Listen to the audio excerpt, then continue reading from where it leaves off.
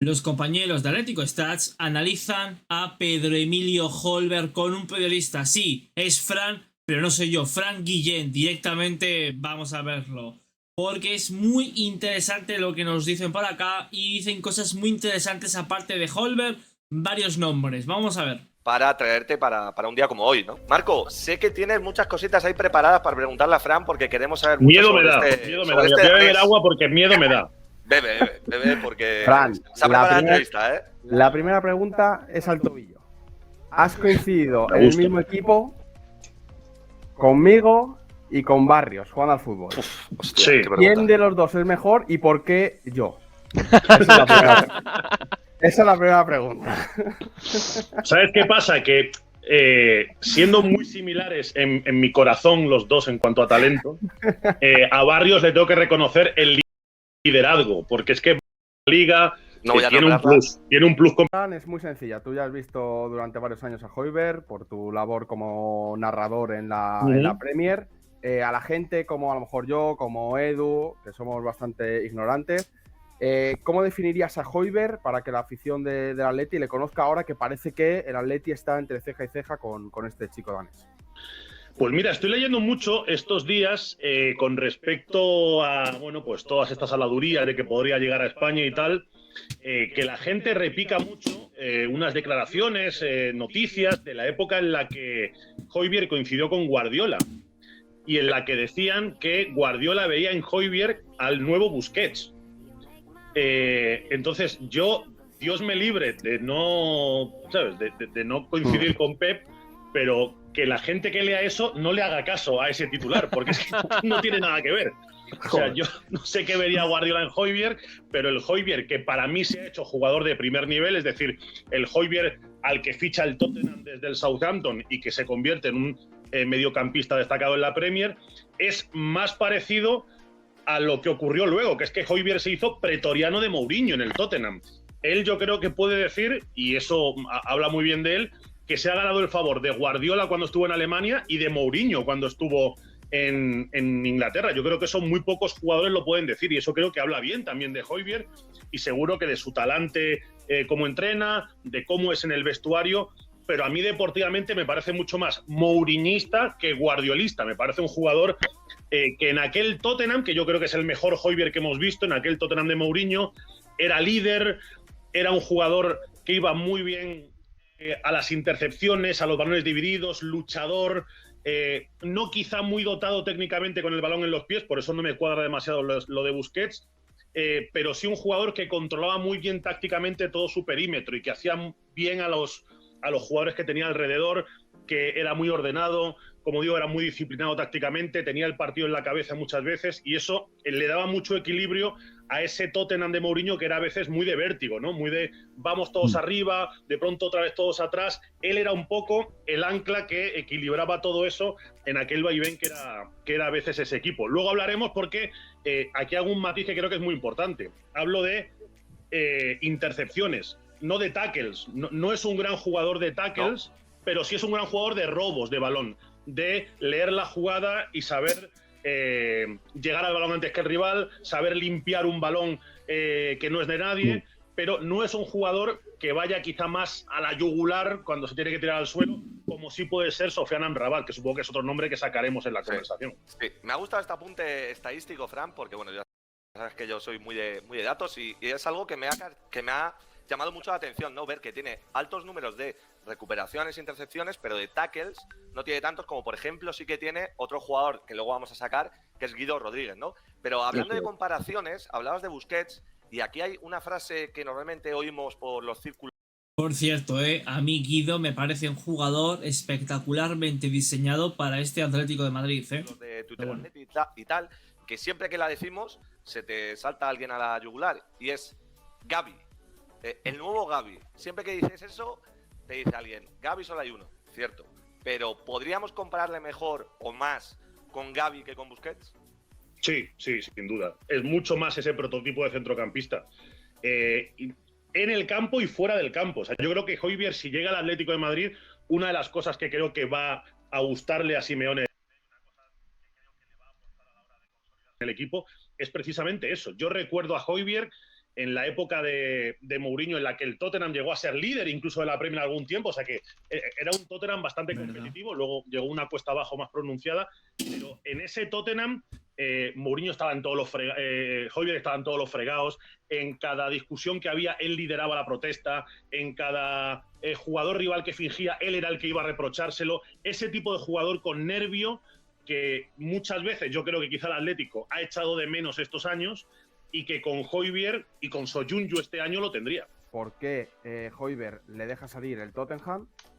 Un Tottenham que imagino que encima, después de quedarse fuera de competición, Muy buena pregunta, Marco. tiene que reconstruirse. ¿Y cómo ha sido su último año como para no ser imprescindible encima para un entrenador nuevo que podría decir el nuevo entrenador, oye, mira, quiero quedármele, quiero ver un poquito? No, directamente lo han puesto en el mercado. Es un poco lo que más me extraña. Si Amrabat, que ya lo hemos mencionado, tiene detrás a la Juventus ahora y al Manchester United detrás, Højbjerg no suena para ninguno. ¿Por qué lo dejan salir y cómo ha sido su último año, Fran? Yo creo que todo tiene que ver con un cambio de estilo futbolístico. Ha llegado Postecoglou y Postecoglou es un entrenador que quiere jugadores con buen trato de balón, que quiere ser más protagonista del partido. Viene de serlo en Escocia, donde era muy dominador, y sin embargo el Tottenham anterior, el Tottenham con Conte, el Tottenham con Mourinho, eran equipos que se adaptaban más al rival y que jugaban más en base a lo que tenía el rival y que muchas veces esperaban al rival, que tenían un bloque quizá más bajo, y ahí Højbjerg casaba muy bien.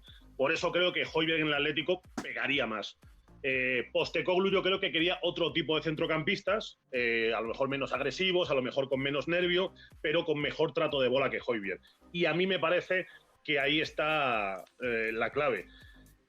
¿Cómo ha sido su última temporada y por qué el Tottenham se deshace de él? Bueno, en el Tottenham yo creo que quitando a Harry Kane y a Son, todo el mundo tiene el cartel de transferible. Yo creo que aquí sí que cuando hablamos con Darian Levy hablamos de un comerciante nato y un tipo al que, bueno, pues si le tocas la puerta con una oferta adecuada, es duro negociando, o sea que no sé por cuánto el Atlético de Madrid podrá sacarle, pero no creo que sea poco.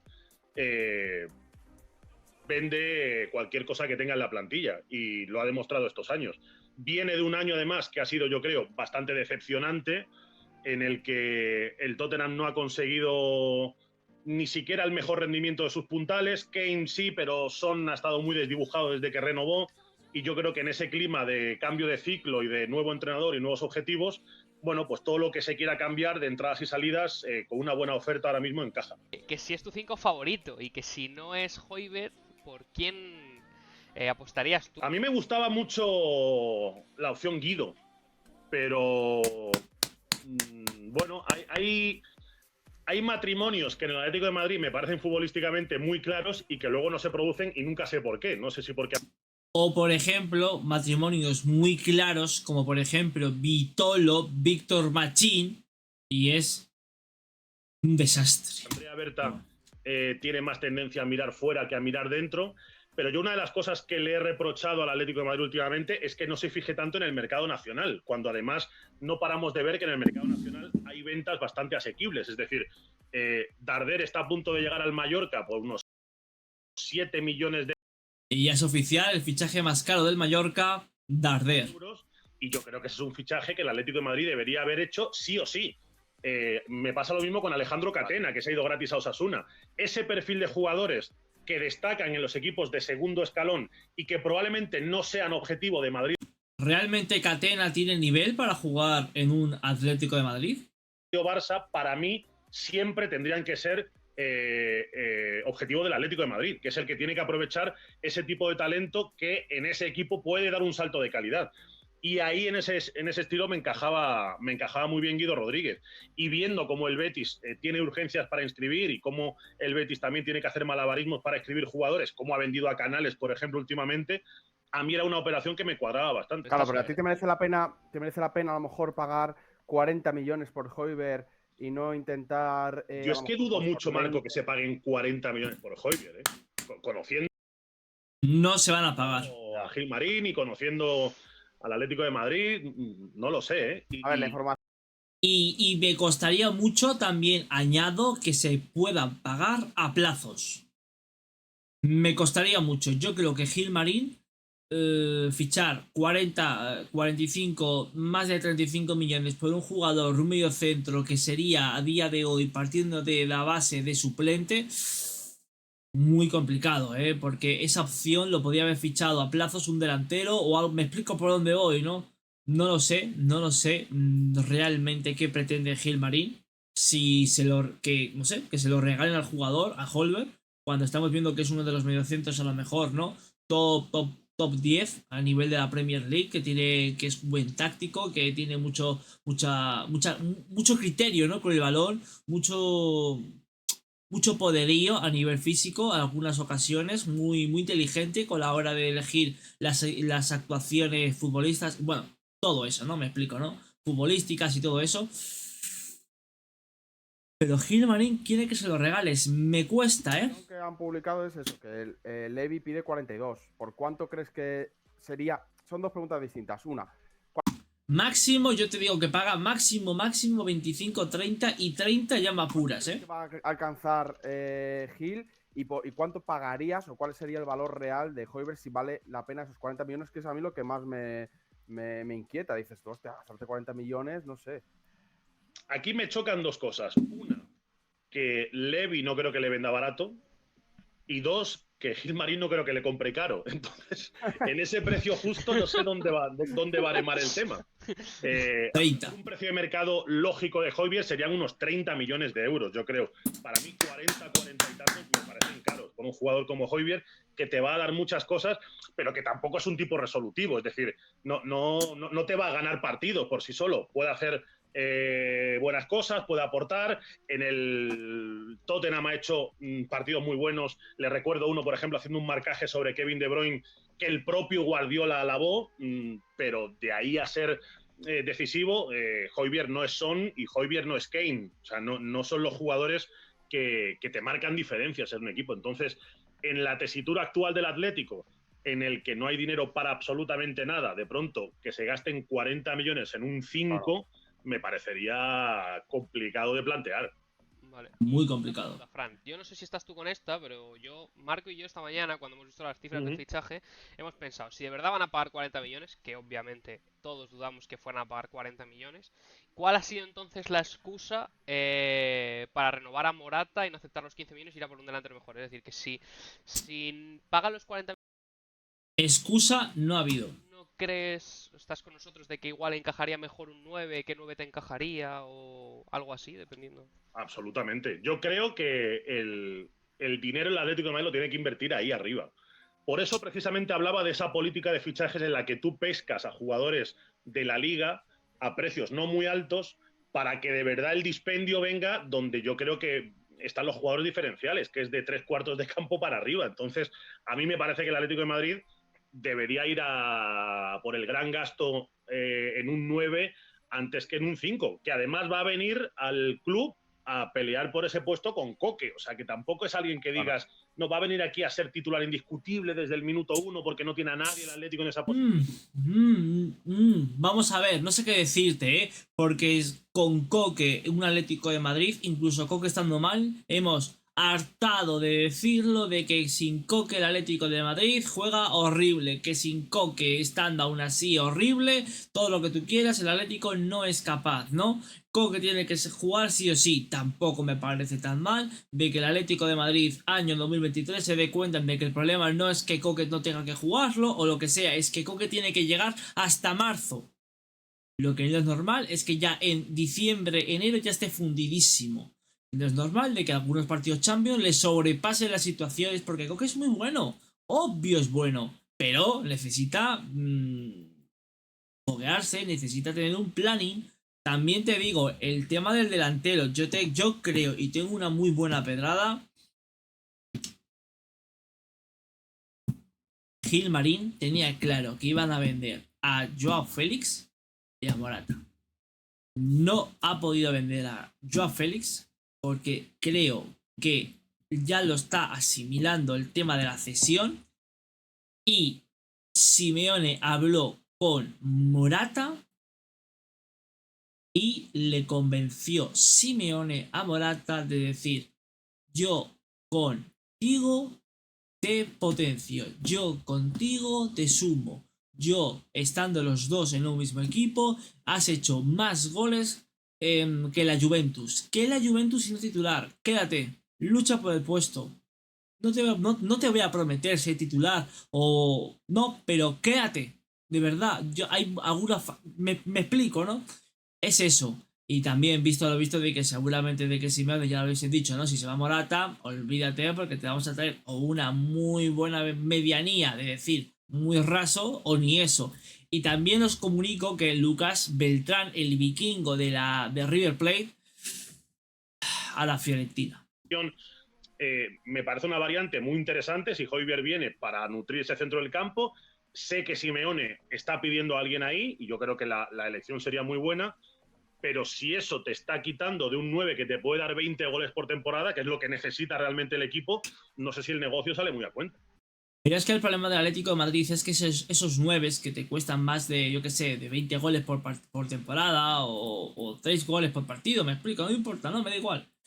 Te cuestan 100 millones, te cuestan 90 millones. El Atlético de Madrid antes estaba en un segundo escalafón, que era ficharte, yo que sé, un Falcao, de ficharte, bueno, vamos a ver qué sale aquí un delantero, un Antoine Griezmann, que sí, que no, que sí, que no. Tiene que ahora bajar otro escalafón un poquito más y, pues a día de hoy, el Atlético necesitaba fichar a jugadores ya contrastados y a lo mejor, a día de hoy, ya no. Tiene que fichar a jóvenes promesas y a ver si pueden explotar aquí o no. Porque para ficharte un jugador ya explotado, ¿cuánto te cuesta? ¿90 millones? ¿100 millones? Gilmarín no se va a volver a calentar y me costaría mucho entender de que fichasen un delantero top y caro, después del ridículo de Joao Félix. ¿Tú crees que Højbjerg es ese tipo de jugador que Atleti necesita para el 5? ¿O que si llega Koke sería el 5 y tendríamos a Højbjerg más como un box-to-box de interior, por alternar un poco, o a lo mejor lo que puede hacer un poco Marcos Llorente, ¿no? En esa posición por la derecha. No lo veo tanto, sinceramente.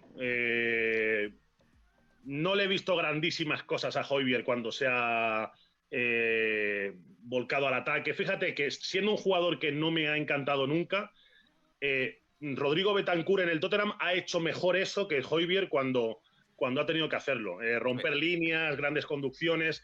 A mí Højbjerg me parece un jugador mucho más para estar ahí en ese ancla y tener a dos interiores que sí hagan esa opción. Yo te hacía esta pregunta, Fran, lo de si puede funcionar como un jugador con un poquito más de llegada, que Koke a lo mejor eso no lo tiene, Eso, porque mirando sus datos hoy me ha sorprendido lo que vemos en pantalla, que acaba la temporada con 7 asistencias y con 5 goles. Mirando, por ejemplo, a Rabat, que puede ser la otra opción que tenemos en esa posición, acaba la temporada con 0 goles y 1 asistencia. Guido con ningún gol y ninguna asistencia.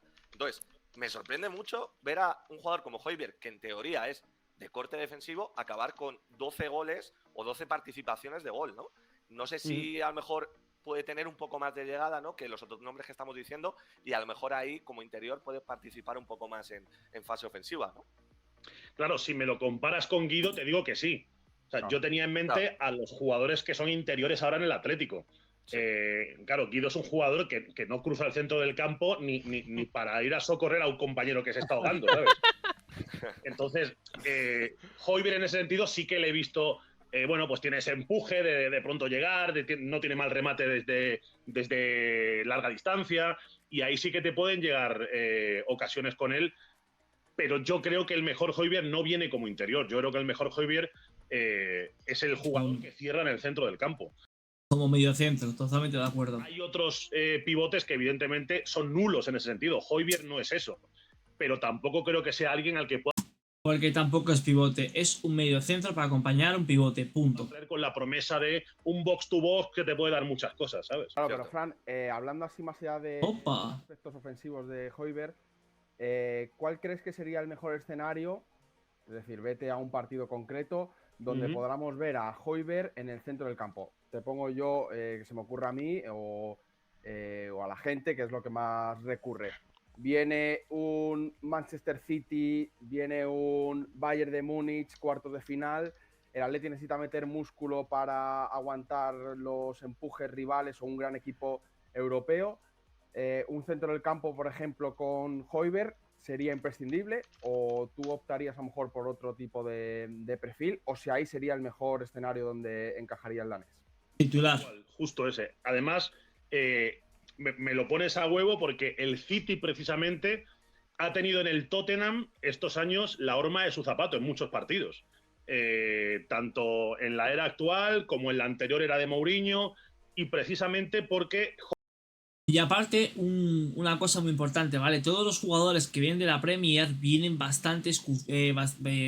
muy curtidos, muy físicos, muy potentes, porque la liga inglesa es muy potente. Entonces, adaptarte a una liga española es mucho más fácil que sería al revés, ¿no? De pasar de la liga española a la Premier.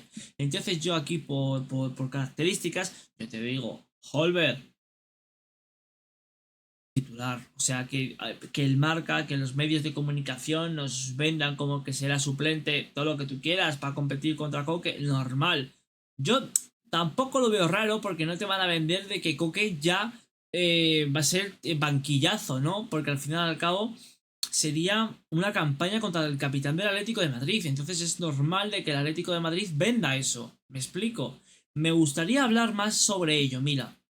Højbjerg era un tipo clave en esos partidos, anulando todo lo que pasaba en la frontal del área con el City, que ya sabéis que es mucho, porque por ahí está Gundogan, por ahí estaba De Bruyne, y ahí es donde Højbjerg se movía mejor, a la hora de desactivar todas esas armas que tenía el Manchester City justo cuando se asomaba al área.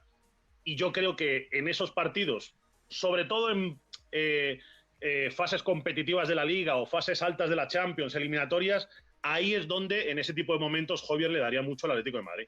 Claro, pero sería más un perfil, recordamos aquí, claro, la gente en el chat está diciendo un Thiago de aquí a Lima, es decir, Thiago, la exposición era delante de Godín y de Miranda, y a barrer, incluso incrustarse dentro de la defensa entre los dos centrales, y Gavi era el que Simeone le soltaba más la correa y venga, a morder como si no hubiera mañana. ¿Dónde le ves más en este 5 del Atleti y en este centro del campo, mejor dicho? Es que para que el paralelismo con Thiago me saliera perfecto, hay que decir, ¿no?, que Thiago es mejor era mejor con el balón en los pies de lo que es Højbjerg. O sea, ojalá Højbjerg fuera un Thiago en ese sentido.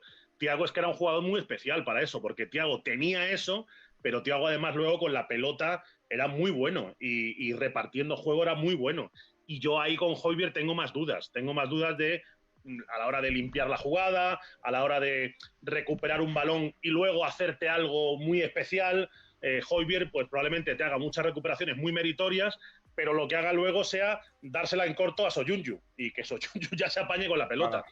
Eso Thiago te otorgaba un plus ahí que yo no sé si Højbjerg está preparado, pero un poco la imagen sí que es esa, posicionalmente hablando. ¿Quién necesita más el Atleti ahora mismo? ¿Un Gavi o un Thiago? Un Thiago. Pero vamos, me lo preguntas ahora y hace un año. Desde que se fue Thiago, lo que más necesita el Atleti es un Thiago. ¿Ha sido tu jugador favorito de los últimos años, Fran? Probablemente sí. Muy bien, pues nada, gente, esto es lo que viene siendo la barra entrevista, barra charla, barra analizando a Pedro Emilio Højbjerg, ¿no? Nada, hasta aquí lo que viene siendo el vídeo, nos vemos en un próximo y de verdad, muchísimas gracias por todo el apoyo. Yo sé que me gustaría dar mucho más vídeos, pero están siendo unas jornadas muy complicadas a nivel de trabajo, mucho trabajo, pero bueno, intento traer vídeos. Yo sé que las noticias no son como antes, pero bueno, seguimos aquí intentando mejorar cada día a día, y vídeo a vídeo, partido a partido, ¿vale, gente? Así que nos vemos cuando en un próximo vídeo, gente, cuidaos mucho y nos vemos muy pronto. Chao, chao, chao, chao.